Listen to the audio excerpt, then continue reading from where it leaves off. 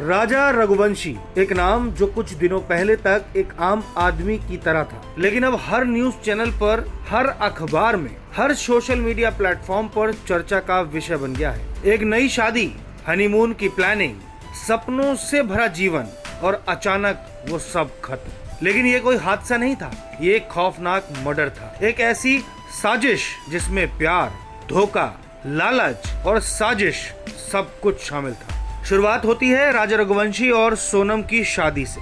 शादी के बाद दोनों हनीमून के लिए मेघालय के शिलांग जाते हैं, लेकिन उसी हनीमून ट्रिप पर राजा की मौत हो जाती है। पहले खबर आई कि राजा एक खाई में गिर गया। ये एक दुखद दुर्घटना थी, लेकिन कुछ ही दिनों बाद जब पुलिस ने गहराई से जांच शुरू की तो एक एक परतें खुलती गईं और सामने आई एक भयानक साजिश। जांच में पता चला कि राजा की पत्नी सोनम ने अपने पति को मारने की साजिश रची थी और उसने एक साजिश में अपने प्रेमी राज कुशवाहा और 3 अन्य साथियों को शामिल किया। ये प्लानिंग कोई अचानक नहीं थी। पुलिस का कहना है कि ये हत्या शादी से पहले प्लान कर दी गई थी। यानी सोनम ने राजा से शादी सिर्फ इसलिए की कि ताकि उसे खत्म किया जा सके। और सबसे चौंकाने वाली बात, सोनम के पास एक नहीं 2 प्लान थे। अगर उसके साथी राजा को नहीं मार पाते तो सोनम खुद उसका काम तमाम करने वाली थी। उसने पुलिस को बताया कि सेल्फी लेने के बहाने राजा को खाई में धक्का देने वाली थी। सोचिए, एक नई दुल्हन जो साथ जीने मरने की कसम खाकर शादी करती है, वही अपने पति को मारने की तैयारी कर रही है। पुलिस की पूछताछ में चारों आरोपियों ने अपना गुनाह कबूल कर लिया। उन्होंने बताया कि राजा को पहले प्लान के मुताबिक मारा गया और फिर उसका शव खाई में फेंक दिया गया।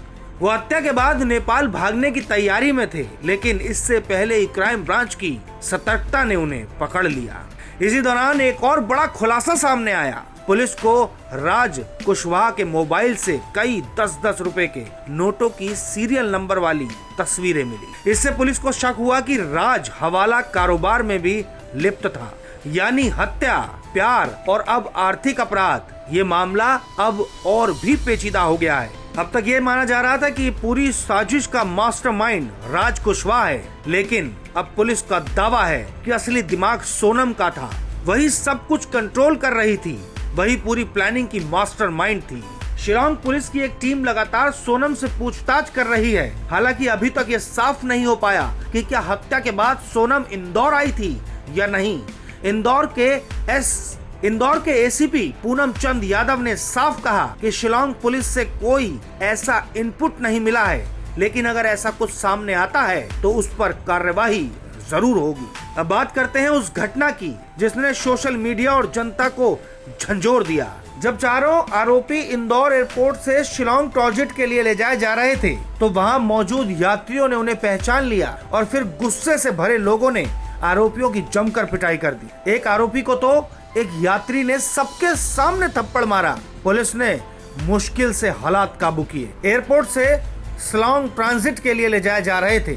अब सबसे बड़ा सवाल ये है कि क्या इस हत्याकांड में और भी लोग शामिल हैं? क्या सोनम ने सिर्फ प्यार में ये कदम उठाया या इसके पीछे कोई और कारण भी था? क्या हवाला कनेक्शन से ये केस और बड़ा बनेगा? इस केस ने एक बार फिर दिखा दिया कि रिश्तों के पीछे छुपा लालच और साजिश कितनी गहरी हो सकती है। एक मासूम इंसान को पहले प्यार में फंसाया गया, फिर शादी की गई, फिर उसकी पत्नी ने अपने प्रेमी के साथ मिलकर उसका मर्डर प्लान किया। अब ये देखना होगा कि कोर्ट में क्या सबूत पेश किए जाते हैं और क्या सोनम को उसके गुनाह की सजा मिलती है या नहीं। इस केस की हर अपडेट जानने के लिए बने रहें डेली न्यूज के साथ।